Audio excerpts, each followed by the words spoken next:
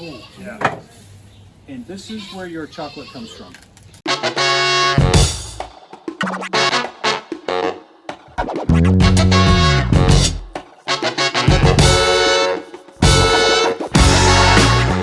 Alright, so I'm about to head to a cacao farm here.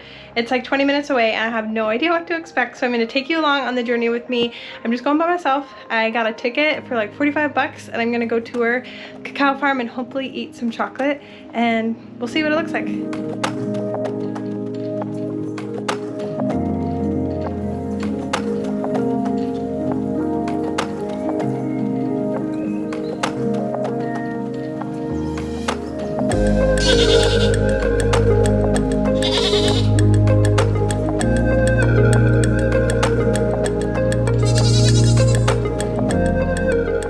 Alright, you know you're an introvert when you literally show up in the middle of a farm and are hanging out with the goats. I'm so happy doing this by myself.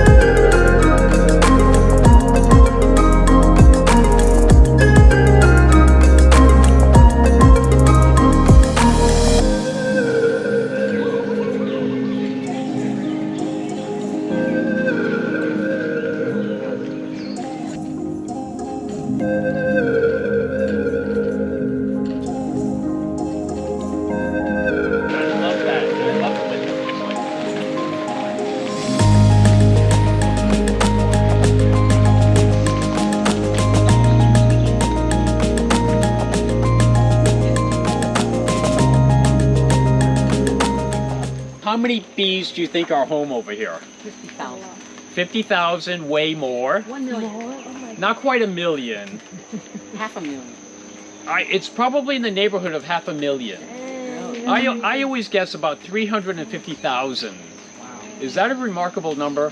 The little slot at the bottom is the front door. As soon as they exit the front of the hive, they reset the GPS in their head that tells them exactly where their day began. From here they have the ability to fly up to 2 miles, collecting food and water.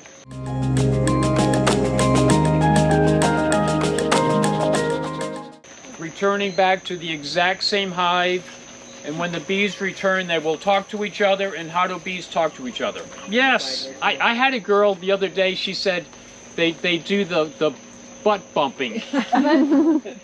I'll take that as a good answer. This is like a game show host. I'm looking for the dancing, but I'll go with butt bumping and wagging their tail. That was a nice way of saying the same thing, yes. So this is their way of communicating, and in this situation, they're going to communicate 3 things. Number 1, this is what I found. Number 2, this is where I found it. And then number 3, these are the directions that you need to fly to go find it yourself, all communicated by wagging one's tail, to use your terms. Which I find amazing right off the bat.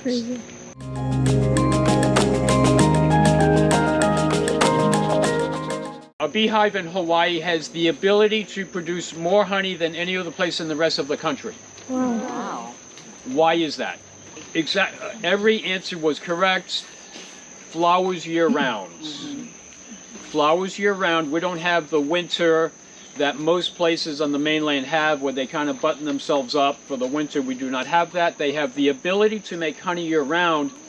However, they may not, depending on the weather. Give me a guess how many pounds or gallons from 11 of these upper boxes. 30 gallons. Wow. Okay, imagine this. We harvested 30 gallons of honey. And here is your visual. Have you ever gone to Home Depot to the paint department and purchased 6 5-gallon buckets of paints? Does that sound heavy? Yeah. That is 360 pounds of honey. Or paints. I guess if you're at Home Depot, it's paint. It's paint and honey are similar weight and density. So that's what we harvested from 11 of these boxes. We harvested 30 gallons of honey, which weighs 360 pounds. Okay, keep that number in your head, because to make 1 pound of honey, it's 15,000 bees flying 55,000 miles and landing on 5 million flowers. Wow. 1 pound. 360 pounds. Has your mental calculator come up with an error? Yes. Yeah, I know. There are so many zeros, and I'm have a degree in math, and it hurts my head. Okay, let me finish this thought. 360 pounds of honey that they made in 2 months. 2 months. 2 months. And the fact that Hawaii truly has this remarkable fertile soil, probably nearly everywhere. And I'm gonna break off our roots. Oh, yeah. That's Ooh, super cool. Is this my prize?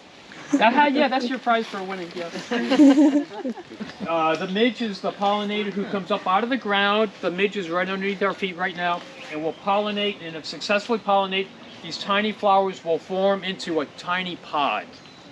The smallest pod, and I saw a little one right up there. What's it, about ½ an inch? The very beginning, they're like 1/8 of an inch or 3/16, remarkably small. And from that point, it's about 8 months. It's all harvested in a relatively short amount of time. I'm going to harvest this right now. And on harvest day, we use clippers or a sharp tool. Are the colors of course indication of flavor changes? Not really. Not really. However, I will say this probably has a slightly higher sugar content than that one. And so on harvest day, every pod is cut with a sharp knife, and I've gotten most of the ants off. How long will a tree produce fruit and live? 25 years. So here is one of the pods that we harvested, that I just harvested. And I'm going to pass this around, and there's 3 things to note. Number 1, remarkably tough, remarkably strong. Number 2 is the thickness of the stem and why I had to cut it. And then third, I have chosen wisely because I hear the seed rattling around. And the reason that we're so deliberate on harvest day is it's a very narrow window of ripeness, and that's why we're harvesting so often every 3 weeks. And the key of the very narrow window, if I harvested, I can tell pretty much at the peak right now. But if I were to harvest this too soon, when I crack it open, the seeds won't separate.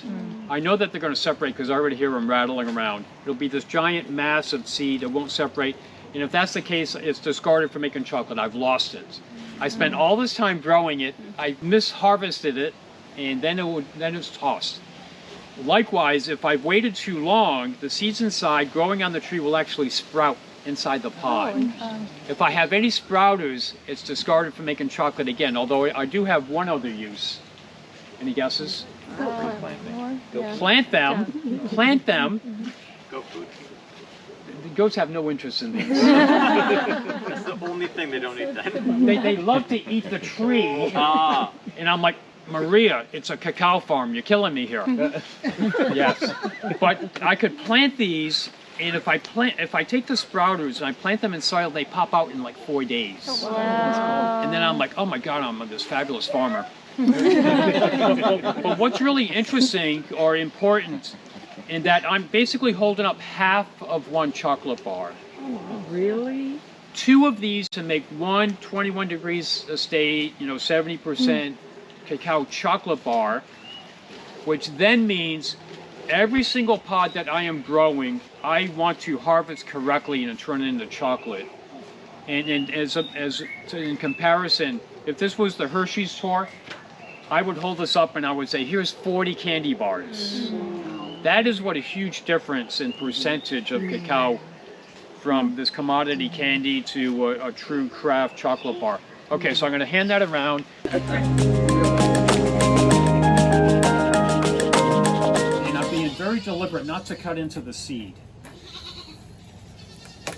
Oh, yeah. And this is where your chocolate comes from. Wow. That is Can you believe that? You're going to get it in a second. You're going to get it in a second. All right, so I just finished the cacao farm tour. So good. I got this fresh popsicle made with fresh coconut milk and cacao from their actual farm, which is amazing. It's so good. So I'm gonna enjoy this. You know you're an introvert when you go to a farm on a tour all by yourself. It was so great. Good me time, a date with me, for me. And yeah, I'm gonna enjoy this. So don't forget to like this video if you enjoyed this content, and don't forget to subscribe so you can see more, and we'll see you next time.